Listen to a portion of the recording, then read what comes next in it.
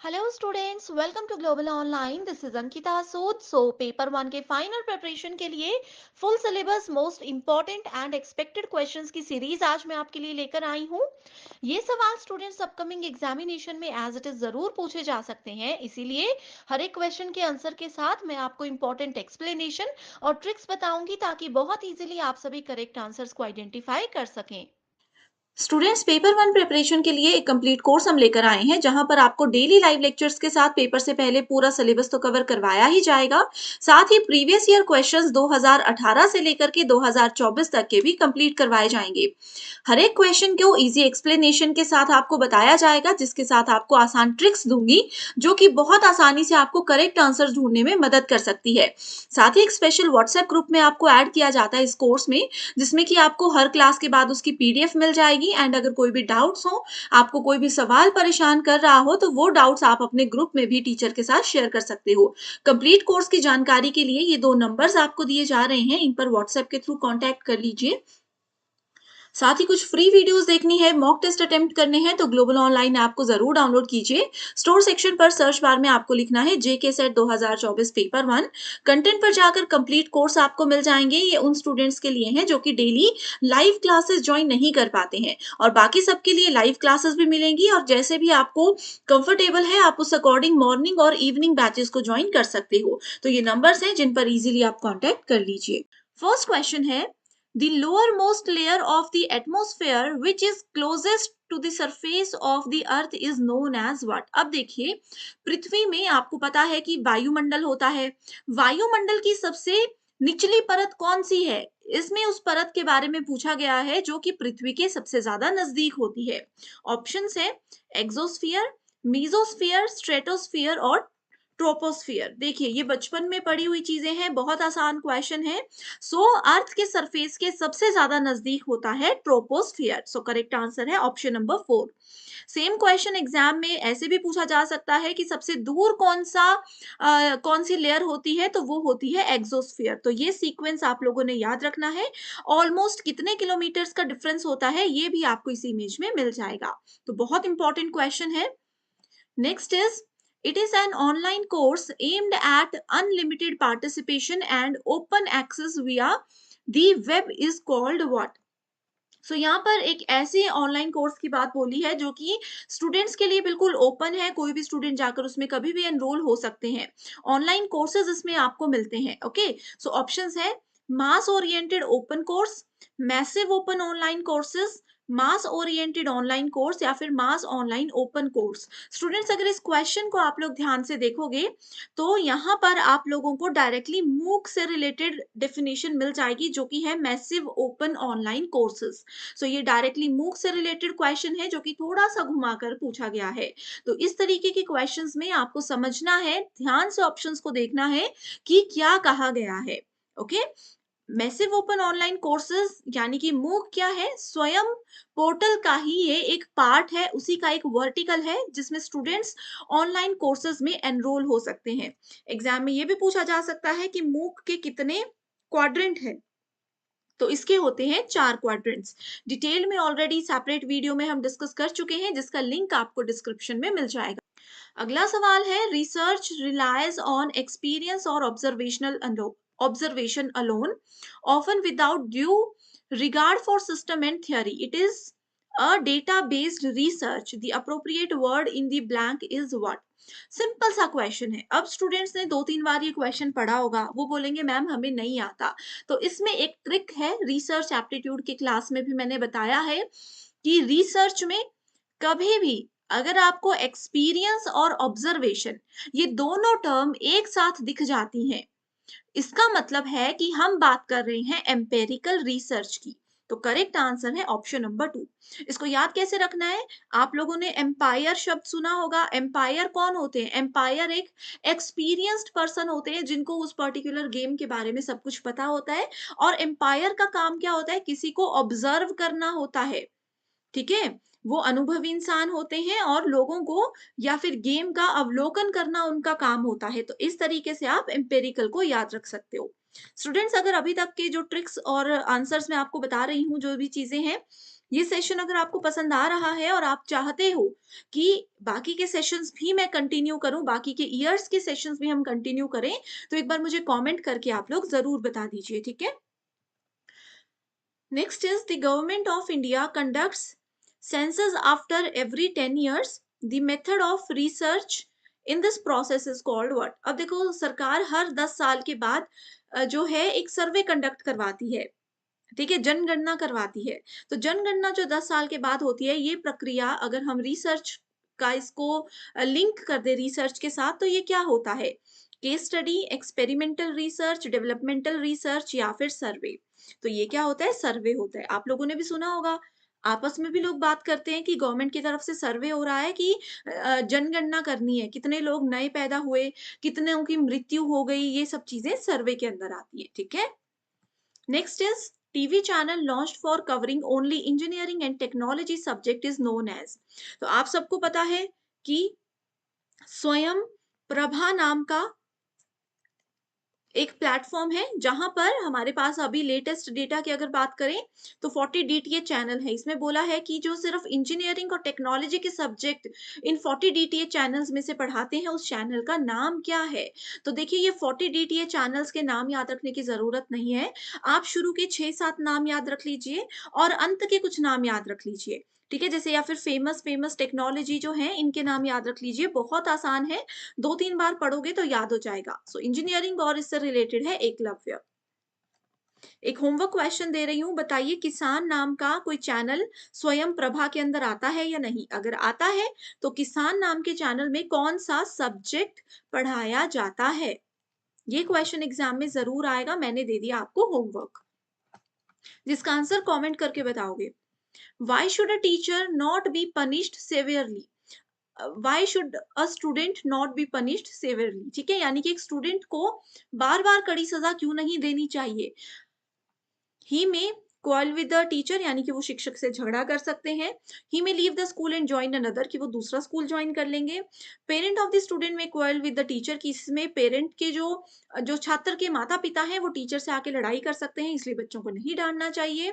Fourth option है the student में develop a negative attitude towards his studies, teacher and school, ठीक है। सो यहाँ पर देखिए, करेक्ट आंसर आपको क्या लगता है कि जो स्टूडेंट है उनको अगर बार-बार हम हर बात पे डाँटेंगे, गुस्सा करेंगे, चिल्लाएँगे, तो एक नेगेटिव एटीट्यूड उनका आएगा पढ़ाई से रिलेटेड, टीचर से रिलेटेड, स्कूल से रिलेटेड, तो वो स्कूल आना पसंद नहीं करेंगे एंड धीरे-धीरे ऐसे में देखा गया है कि स्टूडेंट्स का पढ़ाई पर से मन हटता चला जाता है। नेक्स्ट क्वेश्चन है, which of the following best explains teaching models. So teaching model क्या होता है? जिसमें कि टीचर ऐसे टेक्निक्स यूज करते हैं जिससे कि स्टूडेंट्स इजीली कॉन्सेप्ट्स को समझ सकें और आसानी से गेम्स के थ्रू या फिर स्टोरीज के थ्रू वो अच्छे से कॉन्सेप्ट्स को समझ सकें। तो ये लर्निंग मॉडल्स हैं, इंस्ट्रक्शनल मॉडल्स हैं, टीचर मॉडल्स हैं या फिर लर्नर इंटरसेक्शंस है, इंटरेक्शंस है, सॉरी, ठीक है। सो इसमें क्या है? Instructional model. जो टीचिंग मॉडल होते हैं ये हमें बताते हैं कि एज अ टीचर आपको स्टूडेंट्स को कैसे पढ़ाना चाहिए। अब क्लास में हर एक स्टूडेंट का मेंटल लेवल तो बराबर नहीं होता, तो ये हमें बताते हैं कि वीक स्टूडेंट्स को कैसे हैंडल करना चाहिए, जो स्लो लर्नर्स होते हैं उनको कैसे हैंडल करना चाहिए। तो इंस्ट्रक्शनल मॉडल्स होते हैं कि कैसे निर्देश कक्षा में दिए जाने चाहिए। अगला सवाल है, under the new education policy 2020 the 10+2 structure of school curricula is to be replaced by what. अभी देखिए, हमने कल ही नेशनल एजुकेशन पॉलिसी पढ़ा था, अगर वो वीडियो नहीं देखी है तो लिंक डिस्क्रिप्शन बॉक्स में मिल जाएगा आपको। इसमें बोला है कि पहले 10+2 स्ट्रक्चर होता था एजुकेशन में, स्कूल एजुकेशन में, अब उसको हटा करके क्या बना दिया गया है। इसमें अगर ये पार्ट नहीं पढ़ोगे तो भी चलेगा, ठीक है। तो बस इसको याद रख लीजिए, ये बना दिया गया है 5+3+3+4, ठीक है। पहले होता था 10th क्लास तक के बच्चे एक छोटे लेवल पर होते थे, फिर +1 +2 होती थी। अभी 3 साल से 8 साल के बच्चे, 5 साल, 8 से 11 3, 11 से 14 3 और 14 से 18 4। ये एज लिमिट के हिसाब से, एज के हिसाब से ग्रुप किया गया है। तो देखिए, आप यहाँ से भी आइडिया लगा सकते थे कि क्या करेक्ट आंसर होगा। Next is unsolicited, usually commercial messages such as email, text messages, and internet postings sent to a large number of participants or posted in a large number of places are called what? अब देखिए बहुत सारे जैसे email हैं, मान लीजिए मेरे company में हम 200 लोग काम करते हैं, ठीक है? मेरा नाम अंकिता है, मैं सीनियर हूँ, मैंने इन अंडर मेरी टीम में जो 200 लोग हैं उनको मैसेजेस करने हैं, ठीक है? लार्ज नंबर ऑफ रेसिपिएंट्स यानी कि बहुत से लोगों को सेम मैसेज करना है, ओके? तो इसके लिए हम क्या यूज करेंगे? बैकबोन, न्यूज़ ग्रुप, स्पैम या यूज़नेट? सो इसके लिए स्पैम यूज किया जाता है, ओके? और यहाँ पर देखो क्योंकि अनसॉलिड अनसॉलिसिटेड कहा है यानी कि अनचाहे मैसेजेस कहा है, ओके? सो वो स्पैम में जाते हैं, अदरवाइज नहीं जाते हैं। अगर ये नॉर्मल मैसेजेस होते तो स्पैम कभी भी आंसर सही नहीं होता। Next is it is believed that out globe is warming, sorry यहाँ पर आर है, ठीक है? It is believe that our globe is warming progressively, this global warming will eventually result in, हमारी जो दुनिया है, हमारी जो पृथ्वी है, ये बहुत ज्यादा गर्म हो रही है, इसकी वजह ग्लोबल वार्मिंग है। ये क्या परिणामित होगी, ठीक है? अंततः यानी कि इवेंचुअली क्या रिजल्ट इसका आएगा? Increase in availability of usable land यानी कि उपयोगी भूमि बढ़ती जाएगी, ये तो बिल्कुल भी नहीं बढ़ेगी। ग्लोबल वार्मिंग की वजह से ये कुछ भी नहीं होगा, पॉजिटिव चीजें तो कुछ भी नहीं होगी, ठीक है? Fall in the sea level यानी कि सी लेवल है ये, ठीक है? यानी कि जो समुद्र के जल का स्तर है वो फॉल होता जाएगा, उसमें गिरावट आती जाएगी। फॉर्मिटी of climate at equator and poles यानी कि भूमध्य रेखा और ध्रुवों पर जलवायु की एक रूपता होगी, एक रूपता इनमें बिल्कुल भी नहीं होगी अगर ग्लोबल वार्मिंग बढ़ती है। मेल्टिंग ऑफ पोलर आइस यानी कि ध्रुवीय बर्फ जो है वो पिघलने लग जाएगी। अब देखिए आंसर आपको इजीली पता चल रहा है, ग्लोबल वार्मिंग यानी कि हमारी पृथ्वी गर्म हो रही है, तो पोलर आइसेस जो है वो मेल्ट होते चले जाएंगे। Next is the word cybernetics was first used by, ये आईसीटी का क्वेश्चन है, बहुत इंपॉर्टेंट नहीं है तो इग्नोर भी कर सकते हो। साइबरनेटिक्स नॉर्बर्ट विनर के द्वारा सबसे पहले ये वर्ड यूज किया गया था। नेक्स्ट क्वेश्चन है आपका रिसर्च एप्टीट्यूड से रिलेटेड, इसमें मैच द फॉलोइंग है, लिस्ट 1 एंड लिस्ट 2। अब देखिए बाकी ऑप्शन पढ़े हो या नहीं पढ़े हो, ये वाला ऑप्शन हमने बहुत बार पढ़ा है रिसर्च एप्टीट्यूड के, मेरे अगर आपने वीडियोस देखे हैं तो जरूर आप लोगों को इस क्वेश्चन का आंसर आता होगा, ठीक है? सो देखिए क्या बोला गया है इसमें, आईबीआईडी क्या करता है, in the same place, footnotes और ये सब चीजों से रिलेटेड अगर हम चीजें बार बार ऐड करते हैं तो आईबीआईडी उसमें यूज किया जाता है। सो आईबीआईडी को डायरेक्ट याद रखिए, in the same place.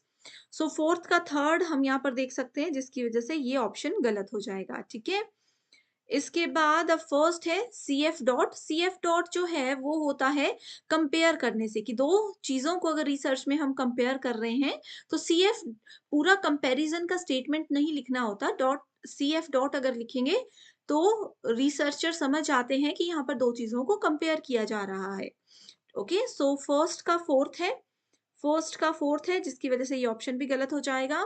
Then we have second ETAL dot, ठीक है? ETAL dot is related to and others, ठीक है? सो इस हिसाब से आप देख सकते हो यहाँ पर करेक्ट आंसर आ जाएगा ऑप्शन नंबर 1।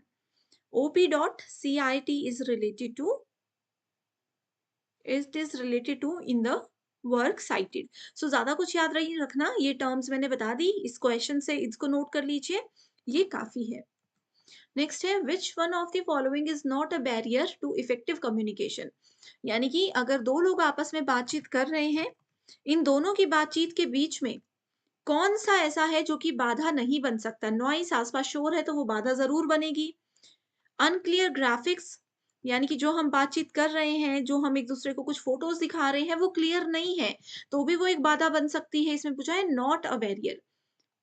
इन अटेंशन यानी कि मैं स्टोरी सुना रही हूँ, सामने वाला सुन ही नहीं रहा, उनका ध्यान फ़ोन पर है, तो ये भी एक बाधा है।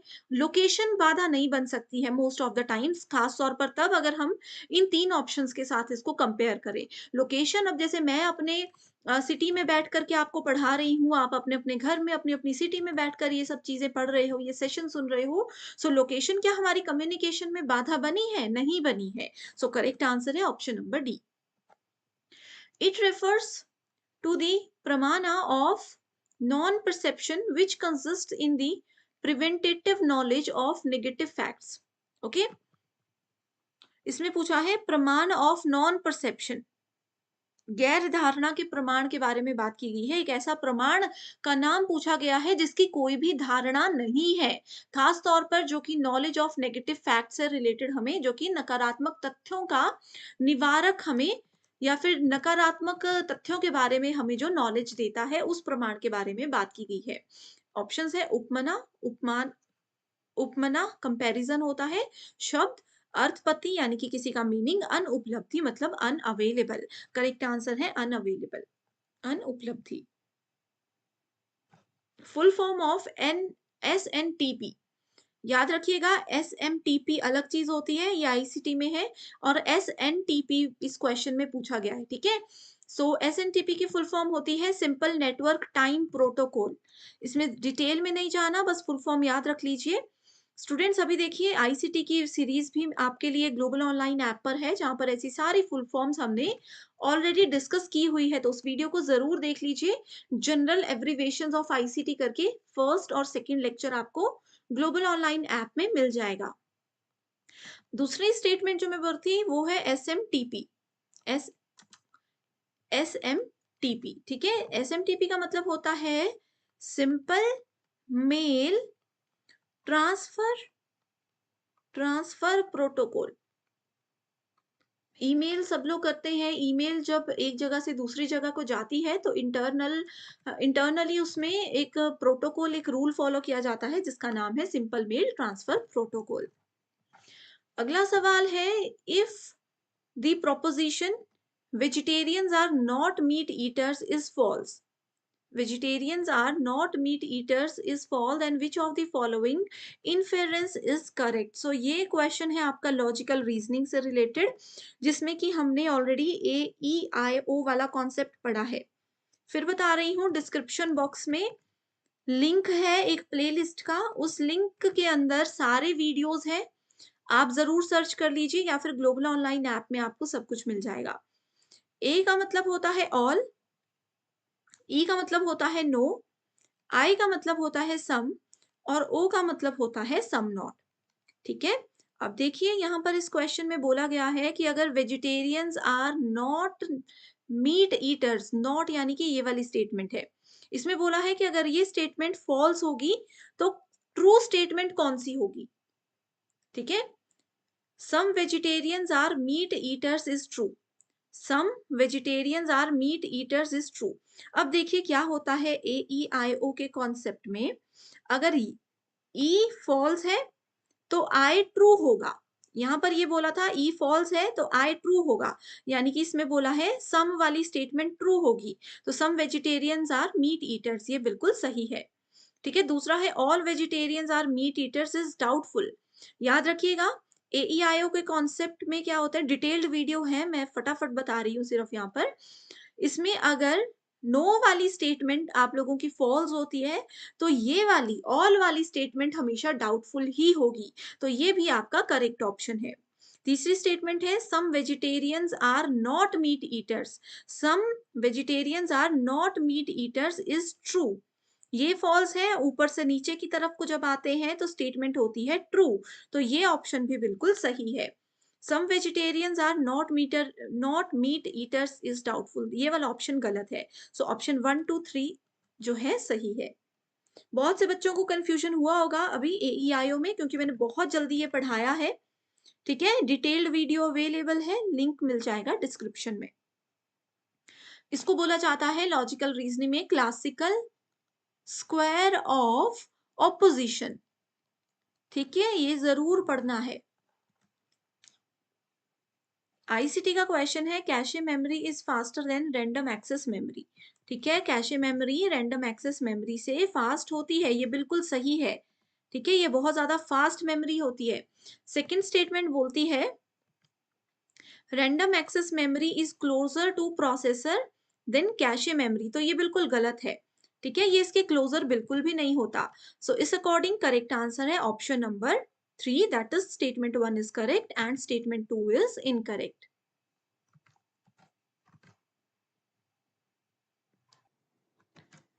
मैच द फॉलोइंग से रिलेटेड क्वेश्चन है, जिसमें एक तरफ आपको मेथड्स ऑफ टीचिंग दिए गए हैं एंड दूसरी तरफ स्टूडेंट्स आप देख सकते हो बेसिक रिक्वायरमेंट्स दी गई हैं इसी से रिलेटेड। ओके, सो यहाँ पर लेक्चर मेथड होता है। लेक्चर मेथड क्या है? एक ट्रेडिशनल मेथड है।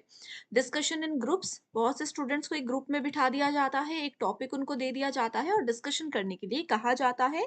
ब्रेनस्टॉर्मिंग में एक ऐसा टॉपिक दिया जाता है जिसके बारे में स्टूडेंट्स को ज्यादा पता नहीं होता, वो आपस में ही डिस्कशन करके चीजों को क्लियर करते हैं।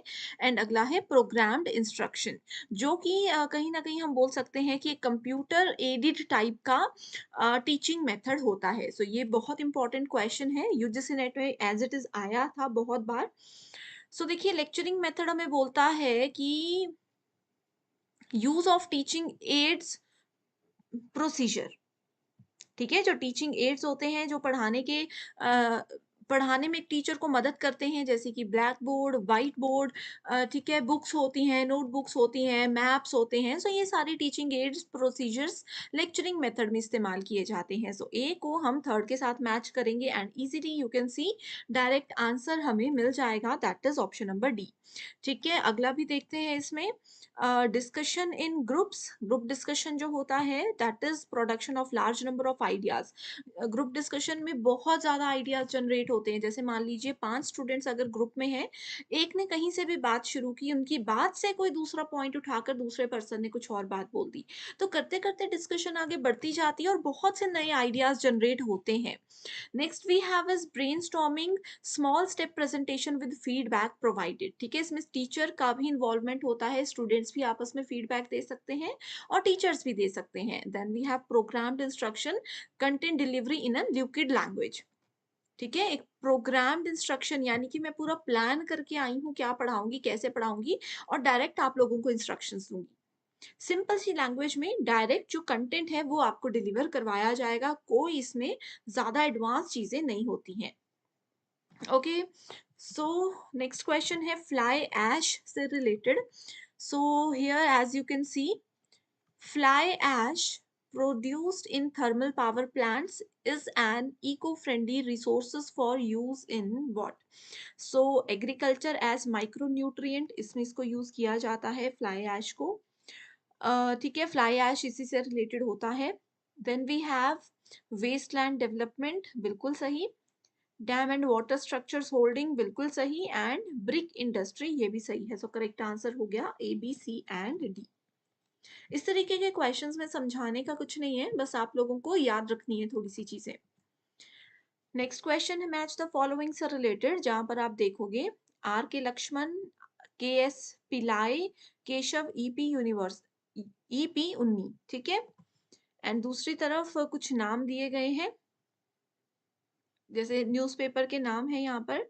ठीक है, आपको बताना है कौन इनके डेवलपर हम बोल सकते हैं। सो करेक्ट आंसर पे जाते हैं डायरेक्टली। इस तरीके के क्वेश्चंस इंपॉर्टेंट तो नहीं होते हैं, क्योंकि हम आइडिया नहीं लगा सकते क्या पूछा जाएगा, तो आप इसका डायरेक्ट आंसर देख सकते हो। देखिए, इसके आंसर में हमें बोलता है आर के लक्ष्मण जो है, that is a person who is related to Times of India. Then we have K.S. Pillai. He is related to Shankar's Weekly. Then we have Keshav is related to The Hindu.